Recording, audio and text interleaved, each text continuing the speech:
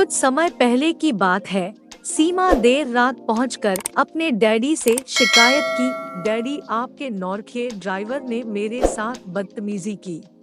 क्या उसकी ये हिम्मत? कहाँ है वो बदतमीज? मोहनलाल गुस्से में बोला। तभी उसकी औरत आई और बोली, वह चला गया और बोला, मुझे नहीं काम करना यहाँ, मुझे अपनी इज्जत प्यारी है।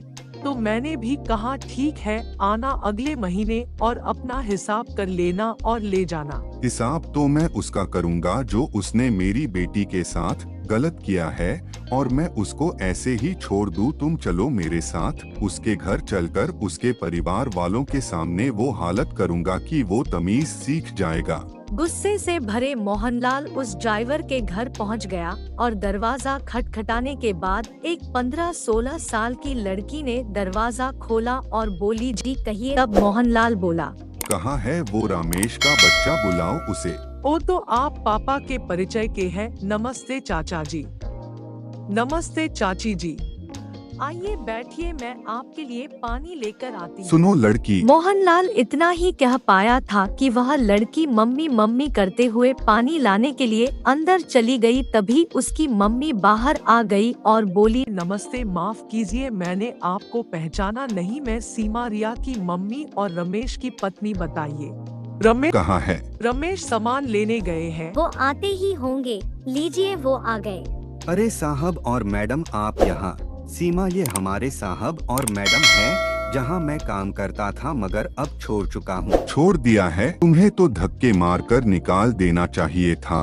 तुमने मेरी बेटी के साथ क्या बदतमीजी की है? माफ कीजिए बदतमीजी, और मैं तो अनजान लोगों से भी तमीज से पेश आता हूँ, और ये तो आपकी बेटी है। बेटी तुम ही बताओ क्या हुआ था? पापा सुबह स्कूल जाते वक्त इसने अचानक ब्रेक मारी, तो मैं बोली देखकर नहीं चला सकते, अगर सीट न पकड़ी होती तो गिर गई होती, और पूछने पर बहाना बनाया कि आगे छोटी बच्ची रास्ता क्रॉस कर रही थी, अगर मैं ब्रेक नहीं मारता तो फिर कुछ भी हो जाता।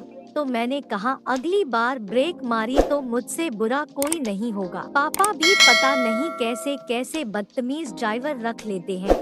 तो बोला कि अगर मैं ब्रेक नहीं मारता तो गाड़ी थाने में और मैं जेल में होता। तो लगता है आज से पहले तुमने कभी आलीशान गाड़ी नहीं चलाई, और ये छोटे लोगों को हमारी गाड़ी देखकर खुद दूर हो जाना चाहिए, न कि तुम्हारी तरह डरकर खुद ब्रेक मारना चाहिए। और ये क्या बेटी बेटी लगा रखा है?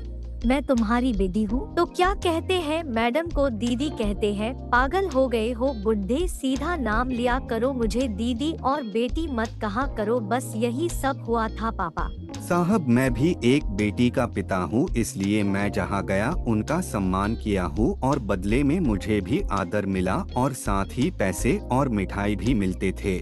और आपके यहाँ बदतमीजी यही मेरे आत्मसम्मान को ठेस पहुँचा रहा था, इसलिए मैंने मैडम जी को बता दिया था कि कल से मैं नहीं आऊँगा। मोहनलाल कुछ कहते तब तक रिया ठंडी ठंडी शरबत बनाकर ले आई और बोली, लीजिए चाचा जी, लीजिए चाची जी, लो बहन, लीजिए मम्मी पापा, इससे मन ठंडा हो जाएगा, ये हमारे यहाँ का खास है, पीजिए ना। प्यार से रिया बोली तो मोहनलाल शरबत पी गया और बोला, रमेश मैं तो आया था तुमको सबक सिखाने, लेकिन मैं खुद सबक सीख कर जा रहा हूँ कि अपने बच्चों को मोबाइल टीवी गाड़ी वीडियो गेम दो या न दो, लेकिन संस्कार दो, नहीं तो ये तमीज भूलकर खुद बदतमीज बन जाते हैं। तुम एक छोटे से घर में रहकर जरूरत पूरा नहीं कर सकते।